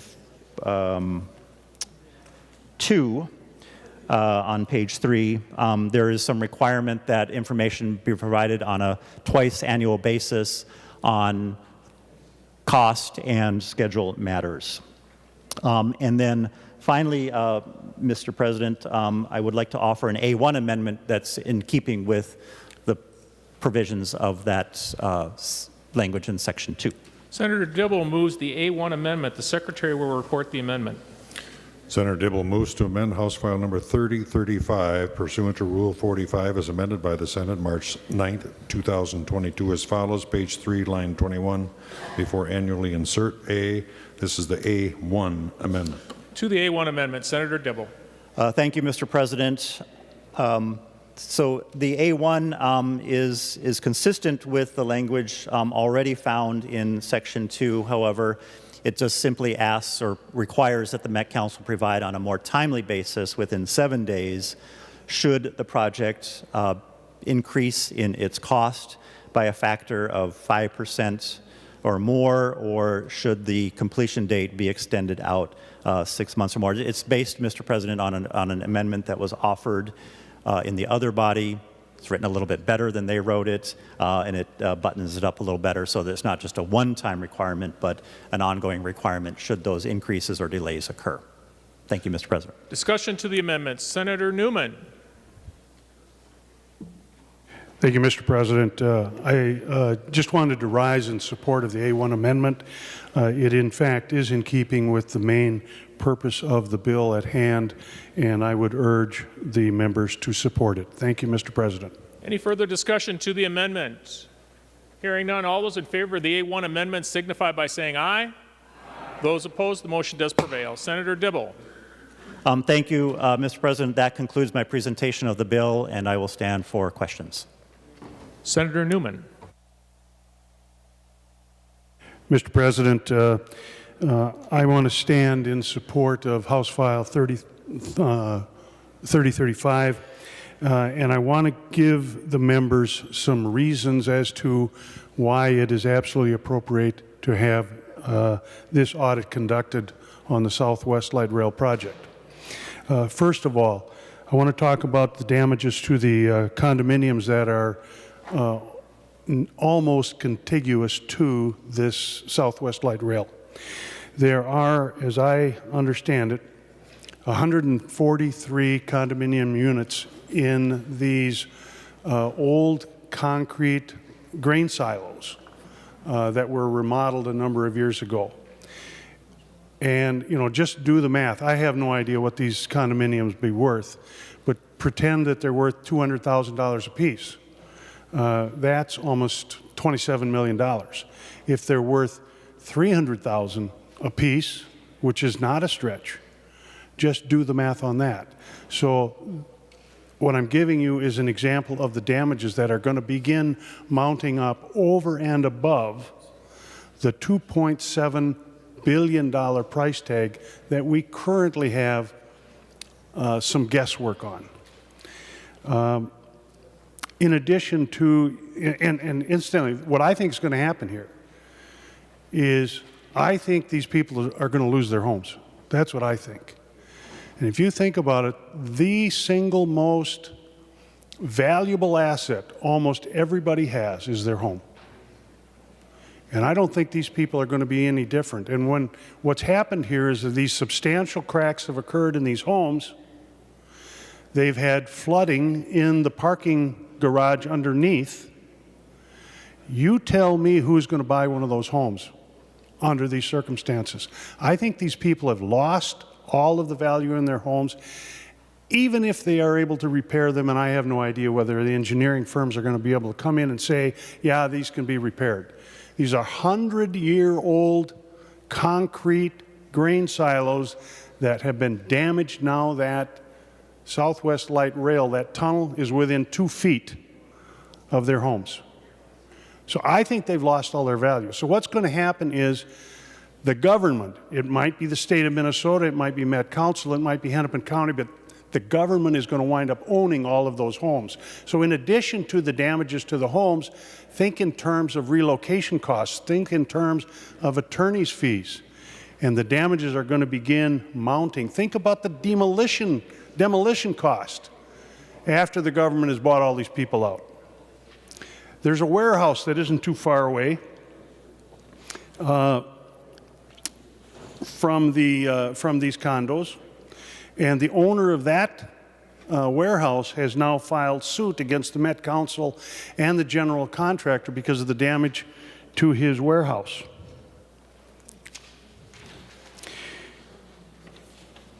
I received a printout, a spreadsheet prepared by the Metro Transit data site, and to give you an idea, at $2.7 billion, $2.75 billion, to pay for this over 30 years, the total cost of the project plus interest, $4.9 billion to pay for the Southwest Light Rail. $4.9 billion. Finally, I would bring to your attention a handout that I've put on the floor. It's Southwest Light Rail Green Line Extension Capital Budget changes. Just take a glance through this thing. This project started in 2010 and was scheduled to cost $1.25 billion. It's 14.5 miles and was going to cost over a decade ago $1.25 billion. And you can read through the various changes and extensions and the various cost overruns. But as of January now 2022, we're now at $2.753 billion, and it isn't scheduled to be done until the year 2027. This is, I think it's the largest, I should say most expensive, not largest, the most expensive public works project in the history of the state of Minnesota, over 14 and a half miles of light rail. This is what's occurred here in my mind is just literally criminal as to how badly the taxpayers, be they federal or state or county taxpayers, how badly they are being treated by the Met Council on this project. And we had the chair of the Met Council in the Transportation Committee, and I just point blank asked him, why don't you just stop? Well, we can't stop. We've gone too far. They're really on the horns of a dilemma on this project because there's a lot of truth in the fact. Yeah, they've gone too far to stop and it's too expensive to go ahead. What are they going to do? Just keep wasting taxpayer money. So I will leave you with this final rhetorical question. $2.75 billion plus all of the additional damages that I have described, this thing is going to cost at a minimum of $3 billion before the smoke clears. $3 billion, I'll just bet you. So the rhetorical question is this: what kind of transportation could we provide to the public in the metropolitan area for $3 billion? We could have air-conditioned, heated bus stops all over the metro. We could have regular bus service that really gets people to where they need to go for that kind of money. So the rhetorical question you got to ask yourself is, what in the world are we doing with the Met Council? So this audit that Senator Dibble has brought forward is absolutely appropriate. I appreciate the fact that Senator Dibble has brought it forward. We have been in contact with the other body, and I believe that the other body is going to accept our bill, and I think Governor Walz is going to sign it. And the audit in this case is really, really appropriated and needed. Thank you, Mr. President. Further discussion or amendments to House File 3035? Senator Coleman. Thank you, Mr. President. I rise in support of House File 3035. I was recently elected as the chair of the Legislative Commission on Metropolitan Governance, and we held a hearing on the Southwest Light Rail Transit Project. And I think I speak for many members of this commission when I say that it was a frustrating hearing at best. The lack of transparency by the Metropolitan Council is unacceptable. and their ongoing evasiveness to real important questions is problematic, and I believe that this audit will give us the clear answers that we are seeking. This project was originally authorized at $2.2 billion and expected to be completed in 2023, but less than 24 hours after that hearing, we learned that it is not anticipated to open until 2027 with a final cost of approximately $2.75 billion. Additionally, we are looking at $210 million to settle a lawsuit with the contractor. The safety concerns and the quality of build of this project are the most problematic. From cracks in buildings' foundations to leaks in a tunnel due to proximity to water access, there is problem after problem after problem, and we need to be the best stewards of taxpayer dollars. I believe that this audit will start putting us in that direction. I am committed to ensuring that future infrastructure projects aren't conducted with the same poor level of transparency and disregard for taxpayer dollars as this project.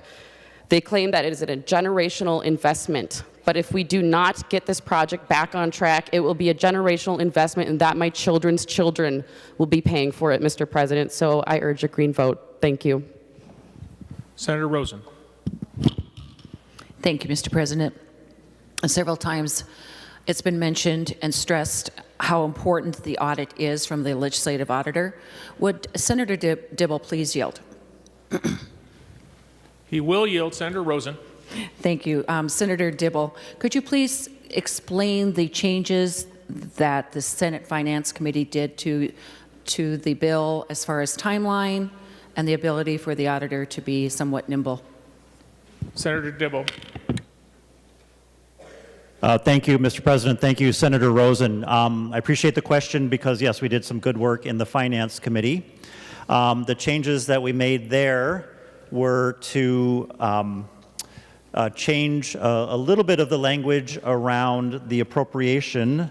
Members, if you look at Section 3, the appropriation was made available to 2025. I think we originally had ceased availability of the appropriation as of 2023, and that is thought that was important in case there was additional lines of inquiry that opened up that the legislative auditor still needed to continue to look down. The language was also made to be somewhat more flexible so that the legislative auditor would have more latitude in the inquiry. So it reads that the special review or program evaluation would be related to the Metropolitan Council or to light rail construction. Before, it was a little more confined to just some of the specific elements of this inquiry itself.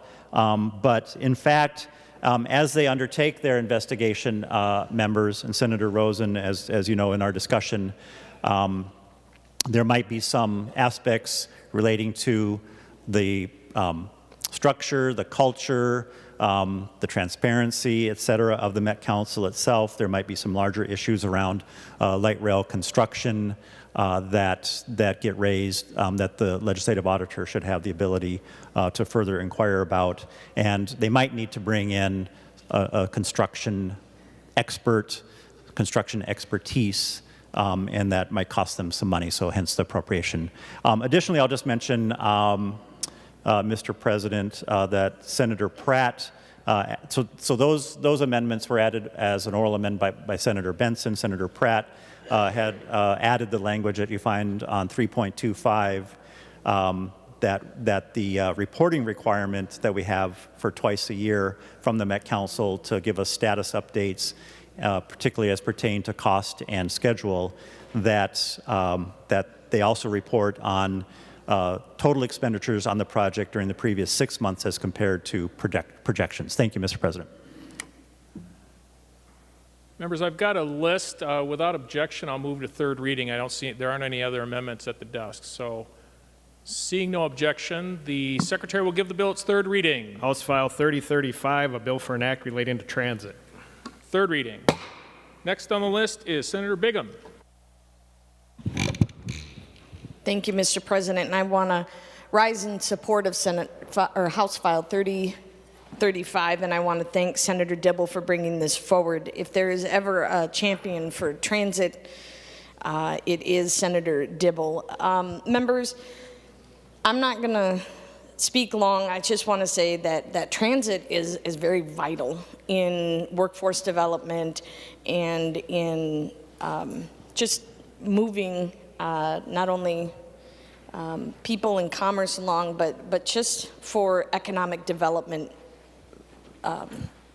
vibrancy. And it's an important part of our metropolitan area. And to be honest, even in greater Minnesota, it's vital for their local economies as well. But that doesn't excuse what has happened here in the Southwest project. You know, I've been dealing with this for years in a previous position, and there's always a lot of tough questions that have to be asked on these projects. And I mean, this audit is needed to get answers for future development, for future transit projects that are coming down the line. For bus rapid transit, I know in the East Metro, we're finally getting some love in the East Metro and getting some bus rapid transit. And we need to ask these hard questions and really optimize the efficiency and effectiveness of these lines. And so I'm really glad we're having this discussion today. I'm glad this audit is going to go forward. And I'm not going to be here next year, but I can tell you this, I really hope the legislature as a whole takes a deep dive into the governance of Met Council, takes a deep dive into their goals, their objectives, but also what their authority is and how to effectively and efficiently get these projects done. We have bills that literally put the development planning building into MnDOT and allow the operation to go through Metro Transit. There are ideas out there, members. You just have to have the fortitude and the leadership in this body to move some of those forward. So I'm hoping we can have those conversations next year. And I really do think this should be a priority next year to look at the governance of Met Council. Senator Curran.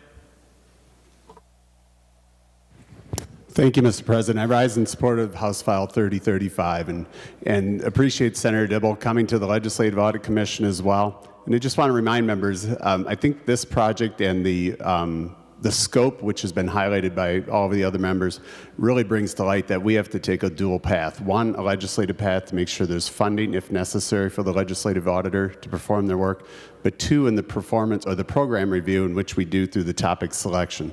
But I also caution members, this is one area where everybody who hasn't or who has served on the Legislative Audit Commission, as well as those who will follow us, we have to do everything we can to make sure to preserve and protect that body. It is our eyes and our ears, and we need to make sure that it's always in a bipartisan manner and try to minimize legislation when possible. But this one does rise to the level it requires it, and so I appreciate Senator Dibble bringing it forward. So I support Senate File 3035. Thank you.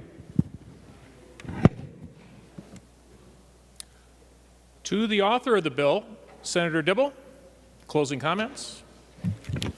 Thank you, Mr. President and members. I think Senator Newman called attention to, but in case you didn't see the handout that he distributed to our desks, I would invite members to take a look at it. It dates back, it's a chart that dates back to December of 2010, and it shows kind of the steady pace of budget increases that have occurred. So members, you know, it looks like, you know, every few months, every year, every couple of years, we would get news of another 100 million, 200, you know, and on it goes.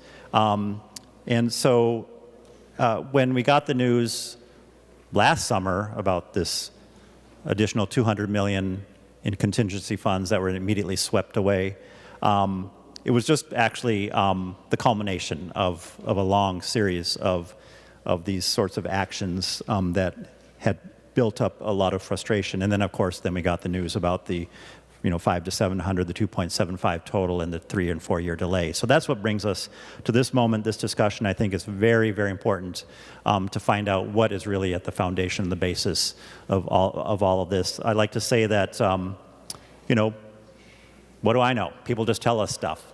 The instrumentality we have, the tool we have, is the legislative auditor who can really get in there, look at the record, consult expertise, find out the facts, view all the communications, really find out what's going on and report to us in great detail, along with some analysis around policy and principle, what we might be thinking about and how we might frame up the information that they give us. So, Mr. President, members, I appreciate your support. Thank you. Seeing no further discussion, the Secretary will take the roll on House File 3035 as amended.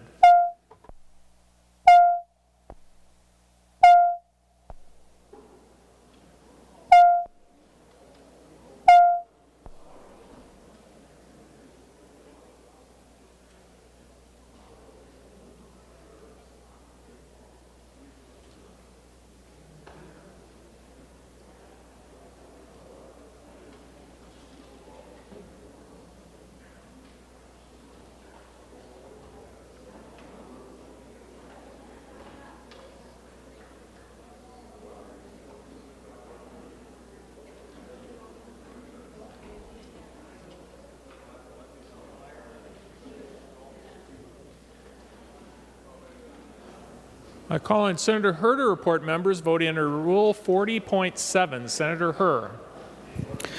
Thank you, Mr. President. I'd like to report aye for Senator Eakin. Eakin votes aye. Senator Herr. Aye for Senator Fateh. Fateh votes aye. Senator Herr. Aye for Senator Latz. Latz votes aye. Senator Herr. And aye for Senator Newton. Newton votes aye. Thank you. Call on Senator Johnson to report members voting under Rule 40.7. Senator Johnson. Thank you, Mr. President. Senator Jasinski votes aye. Jasinski votes aye. Senator Johnson. Senator Gazelka votes aye. Gazelka votes aye. Senator Johnson. Senator Tomasoni votes aye. Tomasoni votes aye.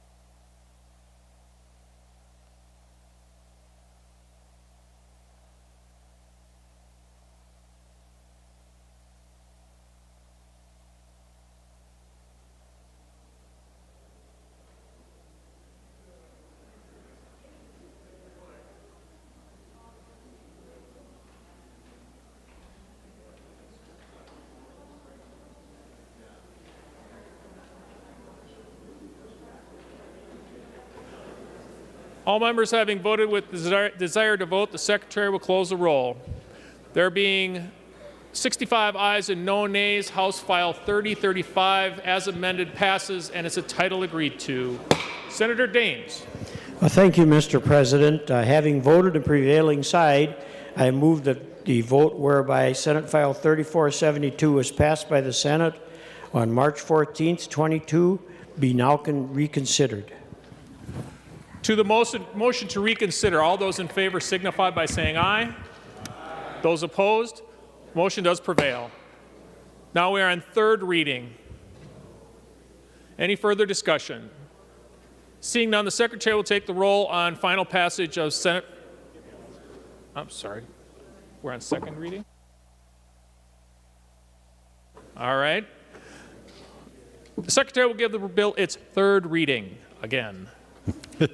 Senate File Number 3472, a bill for an act relating to state government extending the operation of the Minnesota Premium Security Plan. Third reading. Seeing no further discussion, the Secretary will take the roll on Senate File 3472.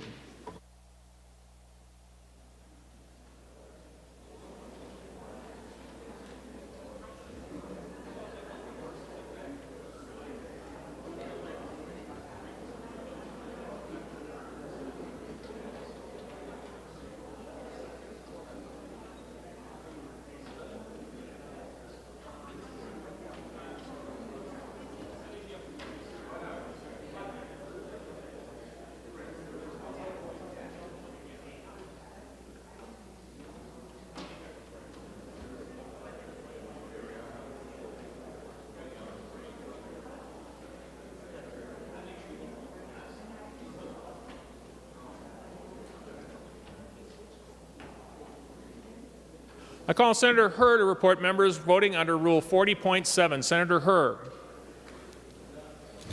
Thank you, Mr. Chair. And before I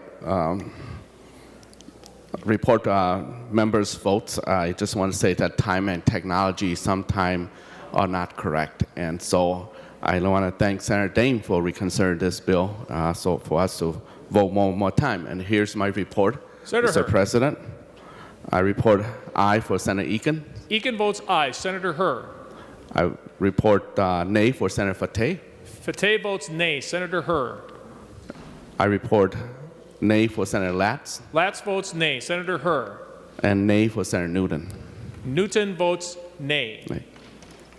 Thank you. I call on Senator Johnson to report members voting under Rule 40.7. Senator Johnson. Thank you, Mr. President. Senator Jasinski votes yes. Jasinski votes aye. Senator Johnson. Senator Gazelka votes aye. Gazelka votes aye. Senator Johnson. And Senator Tomasoni votes aye. Tomasoni votes aye. All members having voted with the desire to vote, the Secretary will close the roll. There being 42 ayes and 24 nays, Senate File 3472 does pass and is title agreed to.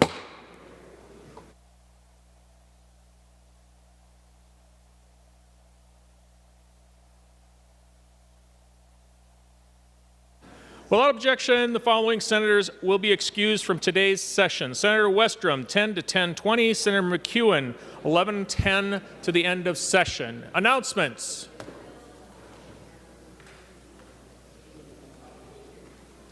Senator Miller. Thank you, Mr. President. Members, I'm going to make a motion to recess to the call of the President.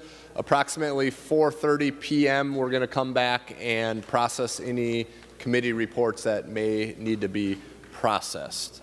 So with that, Mr. President, I move that we recess to the call of the President.